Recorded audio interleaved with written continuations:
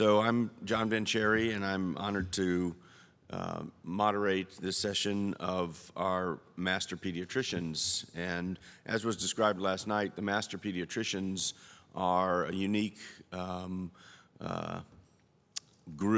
breed of folks who have spent at least 20 years dedicated to the science and the art of pediatrics.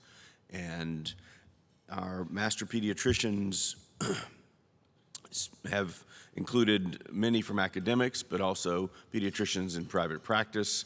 One of the first pediatricians who was our Master Pediatrician in our series was Dr. Patrick Uncle, my own pediatrician. And you know, he talked about back in the day being in the elevator with Alton Oshner, and as a young minted pediatrician actually setting up a NICU and when there were not neonatologists available, and doing heart caths even as a general pediatrician. So there were a lot of things that some of the master pediatricians mastered that folks now in the pediatric world don't master. So a lot of things have changed, and that's part of why we focus on the master pediatricians, because of their longevity and because of the accumulated wisdom of their experience. And I've been blessed to have as a primary mentor and tormentor a master pediatrician in Dr. Bocchini, and continue to benefit from the wisdom of many master pediatricians. Some who are still with us and some who aren't, but it's a great honor to moderate this session. So today we have two master pediatricians who have come to pediatrics through different trajectories, but the theme for today is actually quite interesting, because both of the master pediatricians have a unique focus in their work on nutrition. And for Dr. Terry Dice, it's the nutrition of the newborn and breastfeeding in particular, and her education in the nursery of parents and many, many parents and students and residents. And but nutrition is sort of the theme of the day, and for her, newborn care and breastfeeding and education about those is one of her primary stars in her career. And Thera Tuchitaram has a course that he will describe likely of how he's ended up where he is now, but a lot of what he does now is focused on culinary medicine. And again, the nutritional value, we all have to eat, and the importance of nutrition and good nutrition for health is never been more prominent in our education. And so I'm excited about, you know, the two of our master pediatricians and that link between them to nutrition, and what nutrition is, not just because we need calories, but when we eat together. When we bond over food, we, in some circumstances, break bread together and find our connections oftentimes in our meals, in our meal times, and that's what we still aspire for our families, and try to teach young families to sit down for mealtime, because it's extremely valuable, not just for its caloric nutritional content, but for what it brings to us as people, and our humanity and our social nature. So our first, Dr. Terry Dice, has been on the faculty at Tulane for over 40 years. And she has, as she'll tell you in her discussion, really specialized in newborn care and education of hundreds, I'm sure thousands of students and parents in her career. And so I'll turn the stage over to Dr. Dice first.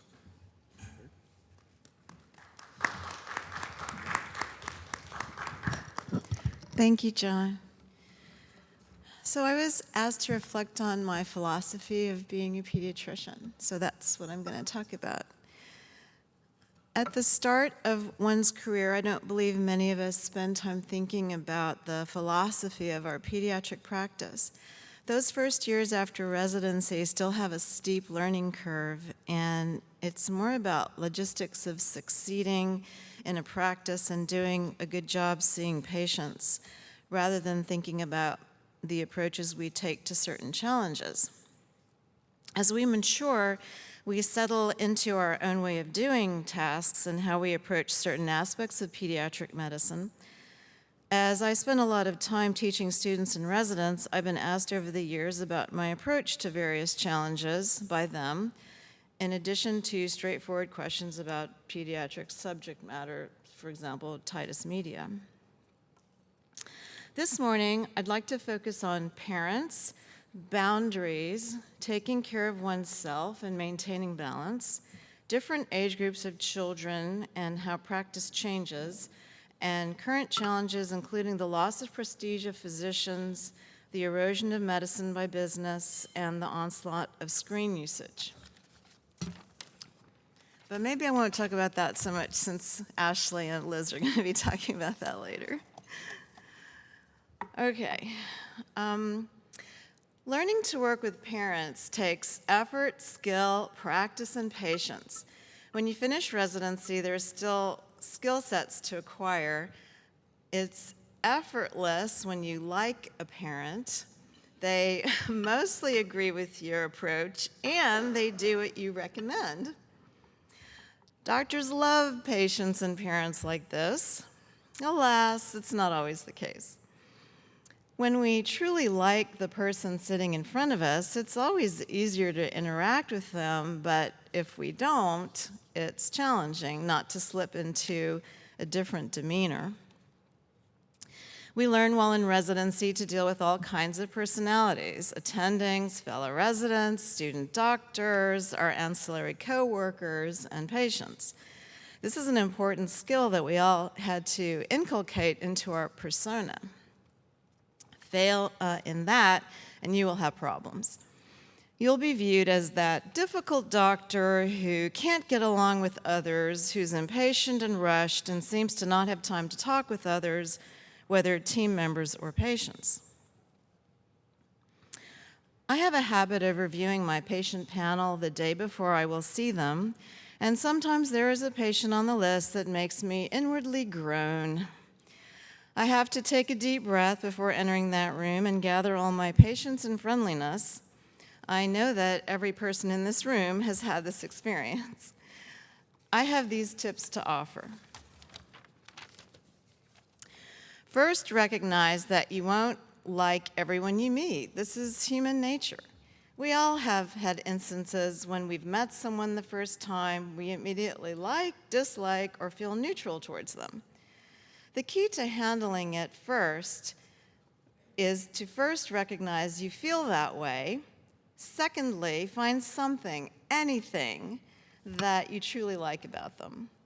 This is why it helps to know your parents by knowing what work they do, what challenges they face, how they're getting along with their spouse, etc. I know I've succeeded with a parent I struggle with when they still respect me and continue to bring their children to see me. I don't want them to have any idea that I find interactions with them challenging. So when a patient doesn't want to vaccinate or disregards your advice about a disease process or parenting, the natural reaction for many physicians is to be annoyed and angry. When this happens to me, I remind myself about a basic tenet that I learned in medical school: autonomy. If you recall, there are 4: autonomy, beneficence, non-maleficence, and justice. Autonomy is arguably the most important, but I find it very helpful when I feel my irritation rising to remember that every patient and parent has the right to choose the best action for their own health. Not saying it's easy, but if you practice it, it gets more comfortable and the emotional reactions from yourself won't be as strong. Another area that I think is really important, I love talking about this with student doctors especially, is boundaries. Boundaries are very important in medicine to protect us from being taken advantage of, from ruining relationships with friends or acquaintances or even family members, and from doing things such as writing prescriptions or giving advice for people who are not our patients. We cannot be the doctor for everyone. It's challenging enough to care for our own established patients, but to also give advice to friends, coworkers, family, or even treat them can lead you down a rabbit hole that may be very difficult to extricate yourself from later. I'd like to share a very personal story to underscore this point and solidified my decision to protect my boundaries.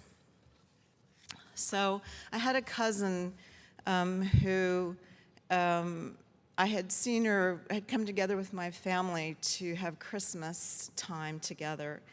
And she mentioned that she had this persistent nagging cough that was very disruptive for her. And she'd been on 3 different courses of antibiotics. And a family member had been treating her without examining her and without doing any investigation. Well, she ultimately had Hodgkin's lymphoma. And so her diagnosis was delayed. That's a very extreme example, but it stuck with me forever. She didn't make it, and probably because her diagnosis was delayed. So, okay. I'd next like to turn to taking care of yourself as the foundation of a long and happy life and career.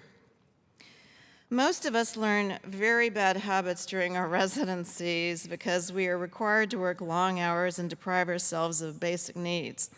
It's much better for current residents now than it used to be, but it's still very easy to fall into bad habits around nutrition, sleeping, exercise, substances, and mental health. Especially with my residents and students, and sometimes with my coworkers, I counsel them about basic approaches to health. Certainly, pediatricians are masters at this. We talk about this with our patients every single day. When I take care of myself, I feel better and more energetic to handle my day. I'm not perfect, but I try my best to eat home-cooked, nutritious foods every day, to get enough sleep, to exercise several times a week, and minimize substance use. We won't talk about that double martini I had last night after I spoke. Okay. All of these are basic principles of good health, and they can deteriorate with stress, long hours, and dissatisfaction in the workplace. Pay attention to these and strive to improve them when you can, and you may find that how you feel at work will improve. In addition to this, of course, having hobbies and interests completely divorced from medicine are extremely stress-reducing and give balance to the activities you enjoy. Playing a musical instrument, going outside regularly for walks and being in nature, reading books, playing sports, anything that can stimulate your mind and rest your brain from the stresses of the workday. I have, over the last maybe 5 or 7 years, it's become more and more important to me to continue to care for young adults in my practice. I wanted to share about that, and I want to encourage those of you who are general pediatricians to consider this. I really love, and this is probably why we're all pediatricians, I just so enjoy watching a baby grow into a child, a middle schooler, a high schooler, and observing how they navigate the world through their education and relationships has always been fascinating to me. Watching parents evolve in their parenting as their child ages is intriguing. Some of them do this very well. They recognize they need to modulate their parenting. Others struggle, and that's where I come in. It's telling sometimes that how a parent was raised can affect how they handle their children. I don't really have a favorite age. I love all ages, but I especially love young adults. If you choose to say goodbye to your patients when they graduate from high school, how much you miss. You will miss out if you don't care for them through college graduation. As they go through college, they mature and come into their own, and it's quite gratifying to see it.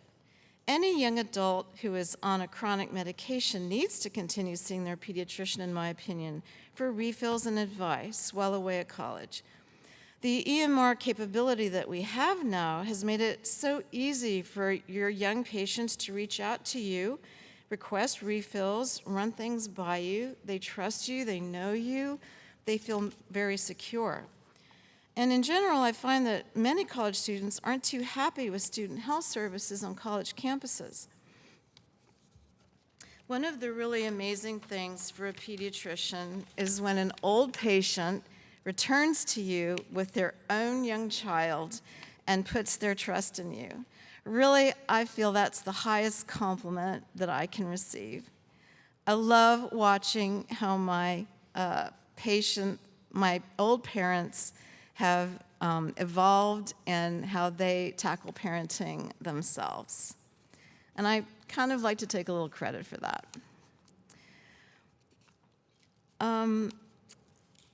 Very, very briefly, one of the things that bothers me a lot right now is how sometimes in our literature and on news feeds, they talk about how physicians have lost our prestige and people don't respect physicians anymore.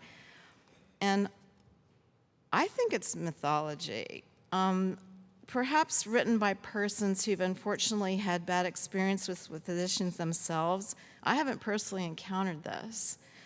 I feel as long as I treat everyone who comes to see me with respect, attention, and exude a strong feeling of caring about the patient, they will be satisfied with me and return to see me. Sometimes we pay too much attention to the internet, I think. Now I'm eager to hear from the audience about your challenges and philosophies of practice, so I'll close now. Thank you for your attention.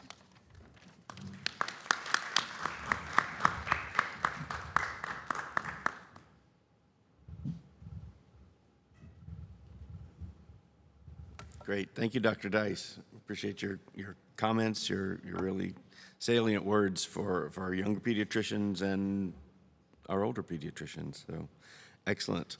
So our next master pediatrician is Thira Chuchitaram, and Thira has, I think he's going to tell you, finished his winding course to get where he is, significantly impacted by Hurricane Katrina, and he's now in Baton Rouge at Our Lady of the Lake Hospital, among other things, and a man of many talents. And I've known Thira for 15 years almost, yeah, about that, and really gotten to see him work and be an advocate and an administrator of the CATCH program and other things, and I've always been very impressed. So happy to welcome you to the microphone, Thira.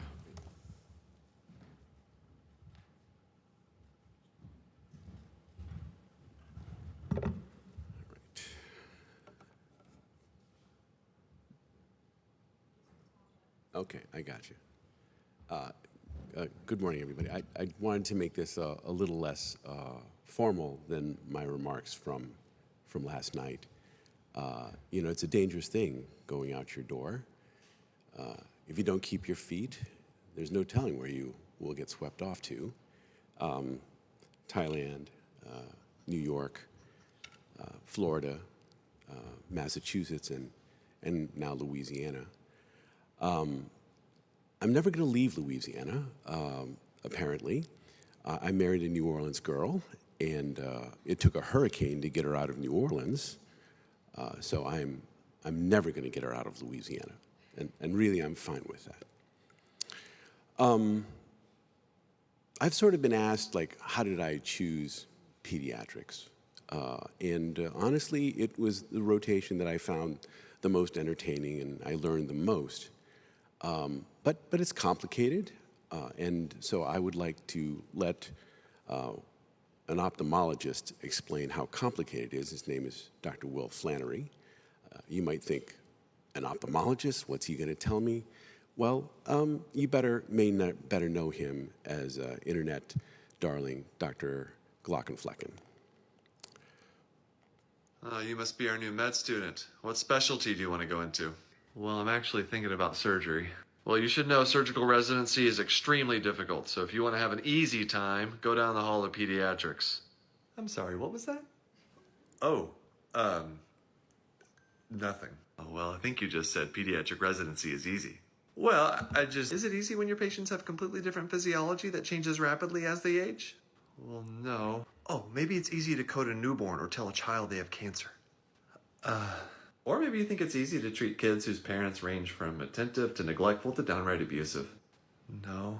You think it's easy to do all those things while working in a healthcare system that values an appendectomy more than treating a teenager with depression? No, I'm just, our patients are really complicated. Oh, that must be why your consult notes are so long, right?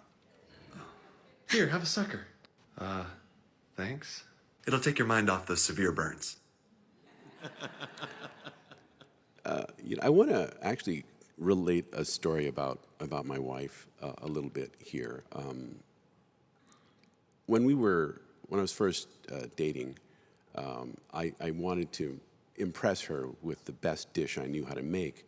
So I made a hazel-crusted rack of lamb with, some sides and a glass of wine. And she came over, we had it. We had a lovely time, but it was only years later that I learned lamb, not her favorite.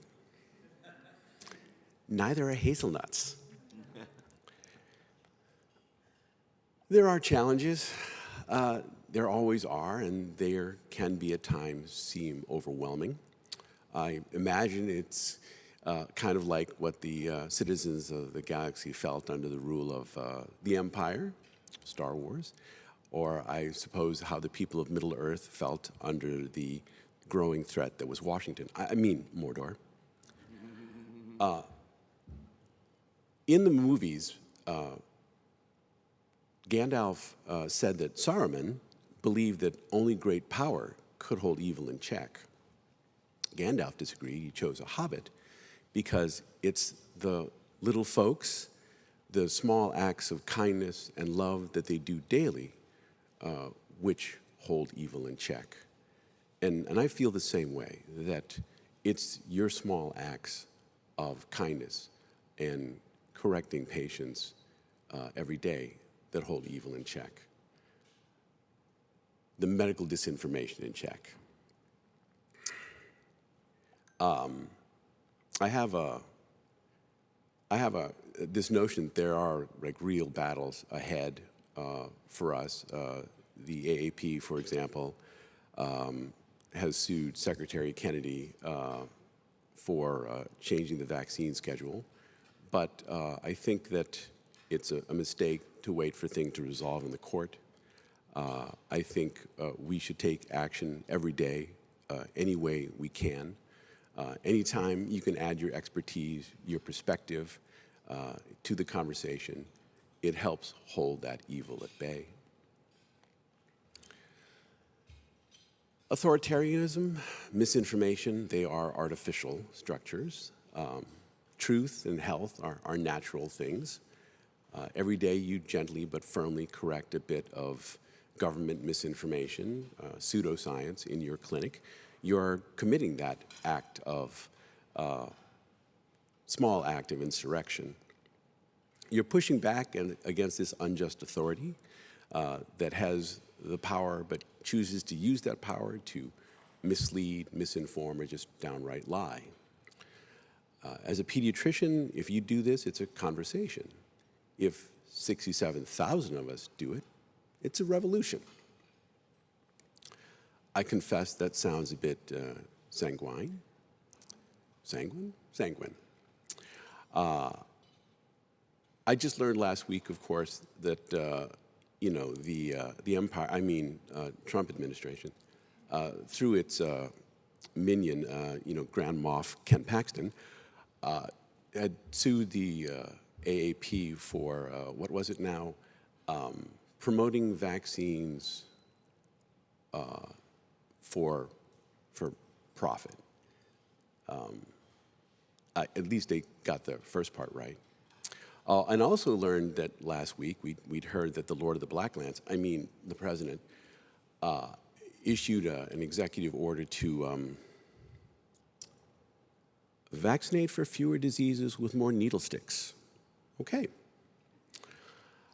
You know, it can be a tough conversation with regard to that. I have this young mother who, I mean, she and the father don't necessarily not believe in vaccinations, but they want to defer vaccines till 3 years of age.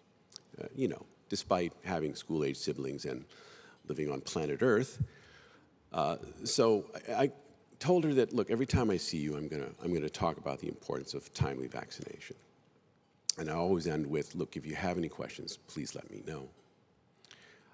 But there are also some small victories. I had a conversation with another more educated mom who really wanted to know if you know, it was aluminum or mercury were safe in vaccines. And I decided to, you know, tell her this kind of like high school chemistry. Well, you know what sodium is, right? It's that highly reactive metal that explodes in water. And you know what chlorine is? It's, you know, poison that was used to kill people in World War I. But put them together and you have a really safe substance called table salt. So that which might be toxic on its own is very safe when put together and tasty. And that seemed to resonate with her, and I really appreciated that. Think not lightly of good, saying it will not come to you. Drop by drop is the water pot filled, and the wise man, gathering it little by little, fills himself with good. The Eastern philosophies, like Buddhism, talk about the interconnectedness of things, and I'd like to say that there's no little thing, no little consequence that you could do with your patients that doesn't potentially alter their course. The thing you contribute is, no thing you contribute is inconsequential. I always try to ask if they have any questions, and you know, little things like, what did you do this summer? Or I always pointedly look at the parents and say, how are you guys holding up? And always end with, is there anything else I can do for you? You know, in 2008, when I worked on Act 648 that mandated the coverage of services for the diagnosis of autism, after my participation in that group, I didn't really think much of it. But I heard years later, in 2012, they expanded coverage from 17 and under to 21 and under. Small victories. And as we learned this week, there is a little bit more parity between Medicare and Medicaid here in Louisiana. And it narrowed the gap a little bit. And again, these may seem to be small things, but they add up to bigger things, more progress. This also applies to evil. The Hampada where I got that quote is, think not lightly of evil, saying it will not come to me. Drop by drop is the water pot filled, and the fool, gathering it little by little, fills himself with evil. This is as much a political statement as a philosophical one. Turn your passions into actions. As I said, my mother opened a Thai restaurant when I was in high school, and I got to work every station that either they showed up late or didn't show up at all. And I do like to cook. And for a while there, my parents thought, well, maybe I could go for more training in restaurant management. But I had other ideas. Years later, I was introduced to the notion that what one cooked can affect your health. What I mean is, we're bombarded with like what you shouldn't do. Don't eat high fats. Don't eat, carbs. Don't eat so much salt. But we don't know what we should eat. So I ran into this internist at Tulane, Dr. Timothy Harlan, who introduced me to this radical idea that how and what you cooked can lead to better health. I attended one of his culinary medicine sessions in a small classroom in downtown here at Tulane. And then that was over 12 years ago. And I've been using the principles of food as medicine ever since, you know, to cook, teach, and cook for the community. If you would allow me just to rant a little bit here. In the richest country in the world, we have a food insecurity rate of 14%, and a child food insecurity rate of 20%, 19.5. And interestingly, of those with food insecurity, about 15% do not qualify for food assistance because they make more than 185% of poverty level, a problematic measure which we will discuss some other time. Well, so what can you do, right? You could do every little bit helps. You can contribute to a food bank, donate cash. That's always a really good option to these food banks. There are many mutual aid societies all over the state that I know of that help with food pantries and community fridges. For example, did you know that in Orleans Parish itself, there's over a dozen food fridges and pantries? And there are a lot of people trying to do a lot to help with that. There's a local resident named Sherry Myers who coordinates about 200 volunteers to fill, I think, 3 fridges in her local neighborhood. They call themselves the Community Cooks of the Irish Channel. You know, donate your time, your money to organizations like Counter Space Foundation in Baton Rouge, or the Greater Baton Rouge Food Bank, or Second Harvest Food Bank.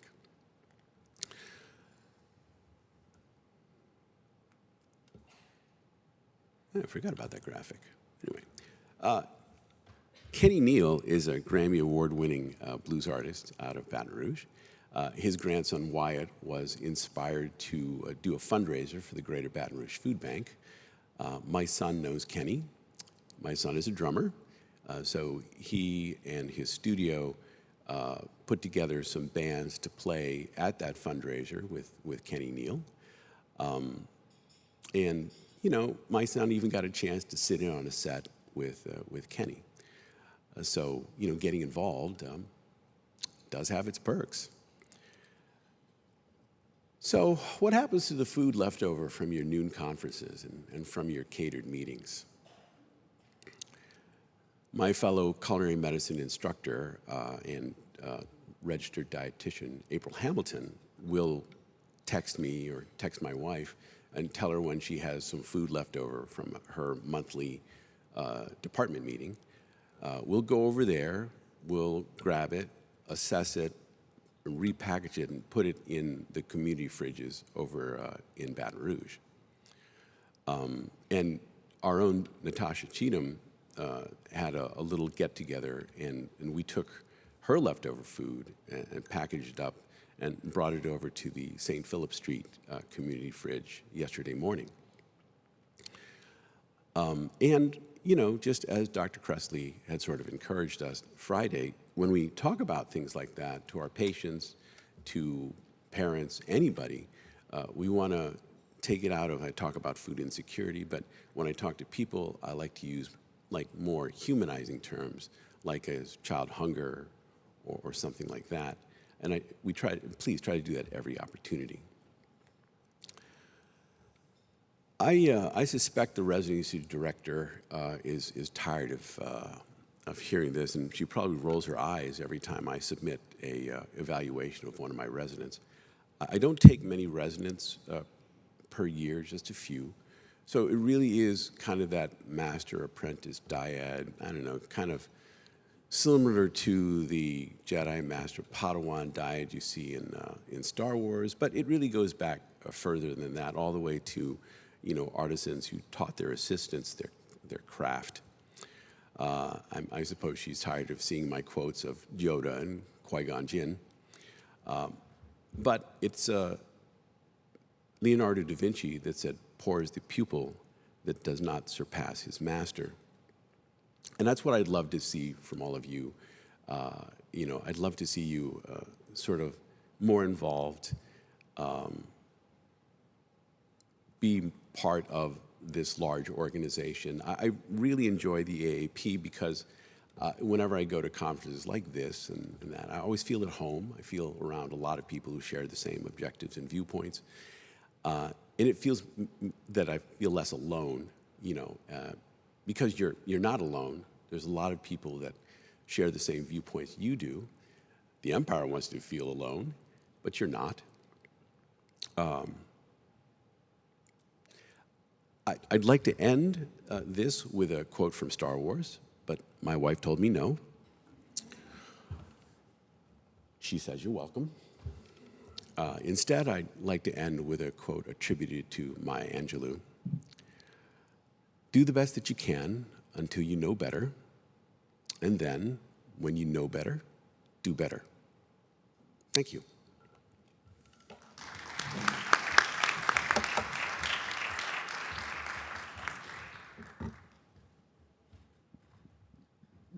Thank you, Thera. Now we'd like to have a little coffee chat. We have a couple more minutes before we have to move to our next session, and really appreciate both of your very inspiring words and hope that all of us take those to heart, the drop by drop and the self-care that we all need to do.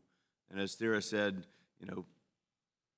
one of the important things about meetings and coming to meetings like this is that we're among friends, we're among family, we're among kindred spirits, and this is frankly, part of our self-care is to come and get remotivated, get recharged. It's a safe space to share what we experience, because the pediatricians here go through some of the we all go through some of the same challenges as Dr. Dice described, those difficult parents, difficult patients, difficult situations. And so I'll start with just sort of straightforward questions for each of you. What do you hope or sort of expect to see in the next 20 years of pediatrics that will be different from now, other than fighting about vaccines with the government? Can't use that one too easy. That seemingly will never end. Right, that may never end. But what advances do you think we'll see in pediatric care, or especially the young doctors will see in pediatric care, that will really be, revolutionary in pediatrics?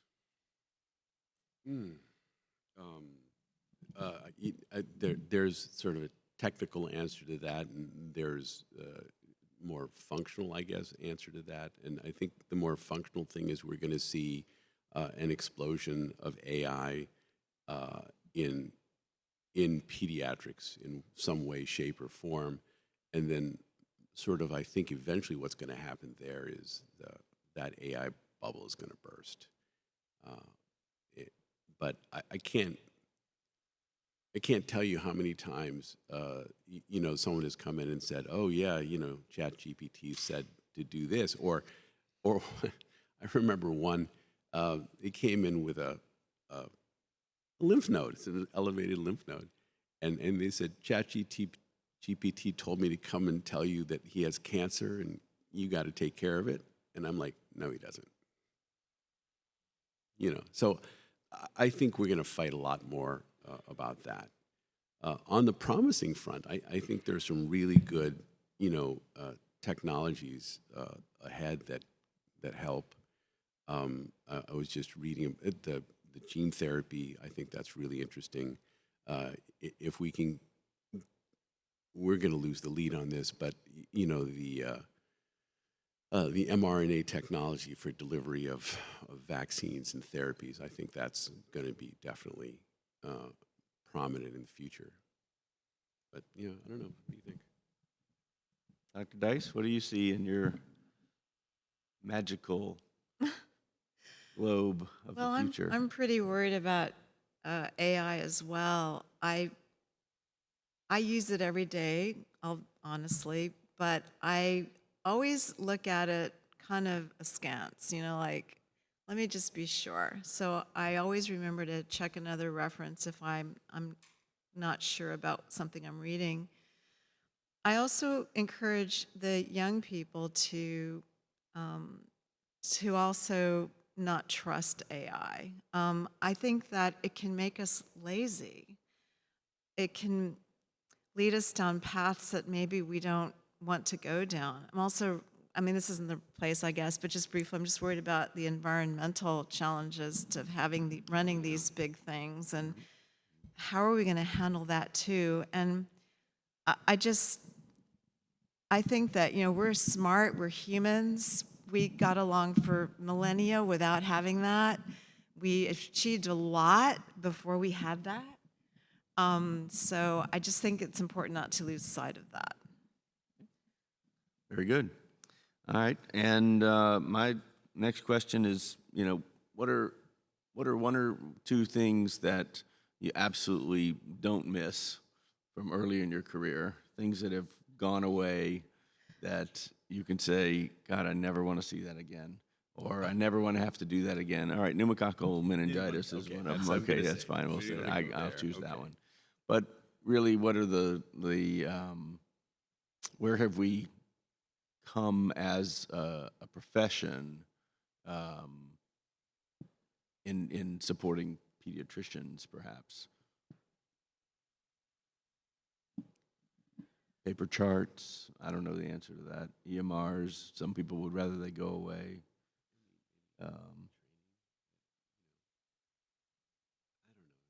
Duty hour restrictions. Yeah, that's true.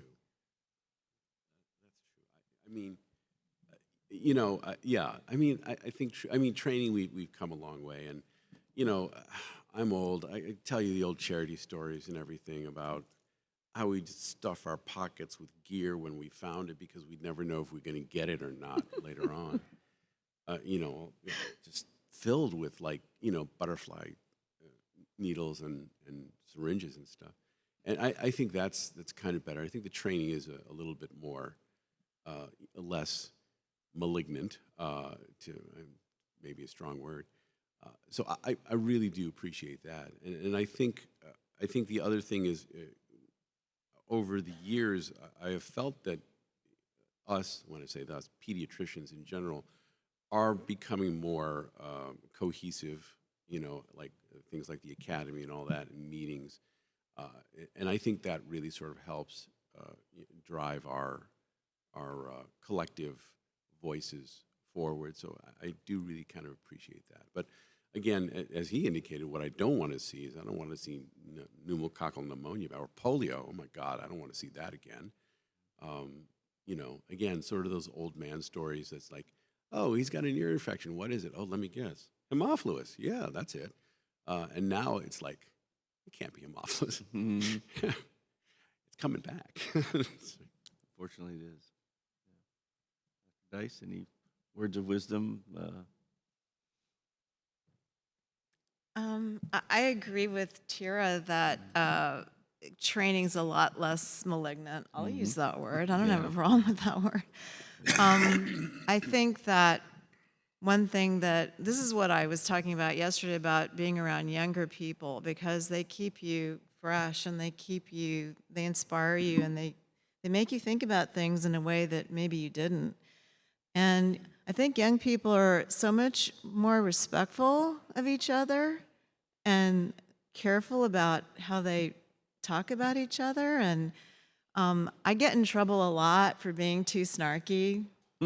And I have to watch that, like I tend to be very playful, but it can be taken the wrong way. So where am I going with this? But anyway, what was the question? I'm sorry. I don't remember. I'm getting too old. But that was the answer. I knew it. I have to say, though, that when the EMR came along, at first I was just sort of appalled by the whole thing and how is this going to work? But there are definitely aspects of it that I very much enjoy. I really like the ease that it is to prescribe controlled substances. And I haven't used Nabla myself, but I know a lot of people love Nabla. And I have noticed that I don't need as much time to chart, which I think is awesome. And I tend to be kind of wordy when I chart anyway. So I'm very happy about EMR, and I think sometimes there's too many hoops to jump through. Like they want you to always say things like, "Oh, the patient. We discussed with the patient the importance of carrying their med list around with them." Da da da. And I'm just sort of like, "But it's in the chart. Like, why do you need to do that?" Anyway, but overall, I'm really happy about EMR, and I know that's not going to go away. So Yeah. All right. We have time for one or two questions from the audience, and would be happy to hear some. Silence. It's the omelet coma. Michael. All right. Rachel. Yep. No, ladies first.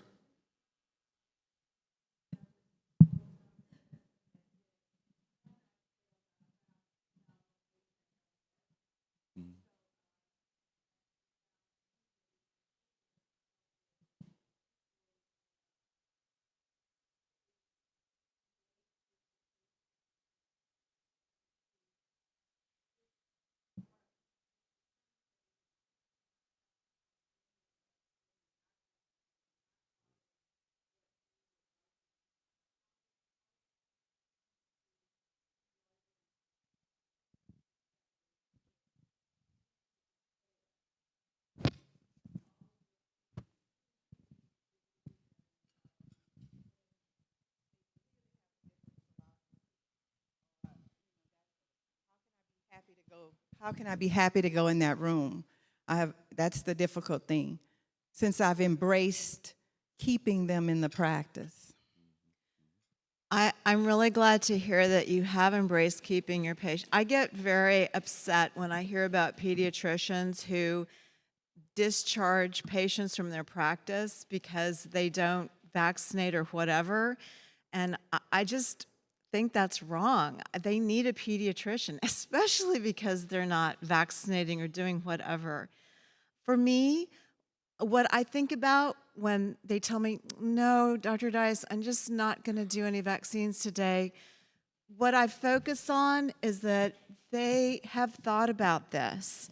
They've been reading, not the right things, but they care so much. They love their children. This is an emotional decision out of love, and they're afraid, and they're reading all this crap on the internet, and it's poisoning their thought processes. But they mean well. These are the families that usually they breastfeed for a long time. They're making their own baby food. They're homeschooling. They're everything else they do. They're great. So for me, I just think about it that way. They love their children, and I get it. And I don't agree with some of the things, their choices, but it's about autonomy. And I'm a person who thinks that everything's fate, and this is the family this child was born into, and they're going to have to deal with it. And I'm really afraid that in another decade, we're going to start having epidemics again. I don't know. Is that the lesson people have to learn to understand that vaccination's important? I would hate for that to happen, but maybe that's what has to happen. I don't know. But anyway, that's what I do. I focus on they love their children, and it helps me a lot.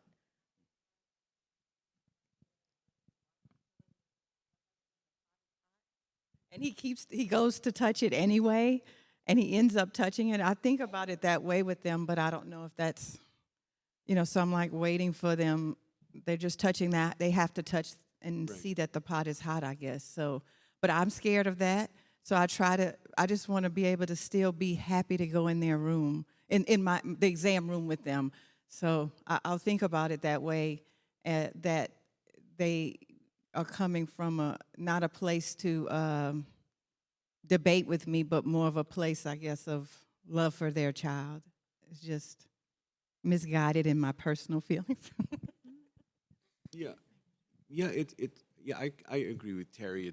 I don't like to discharge patients. I think if their philosophy is so radical, I will tell them I'm not sure that you're going to trust me with the most basic information about your child if you're not going to, sort of engage with me on a level that we can have a discussion that's based in science.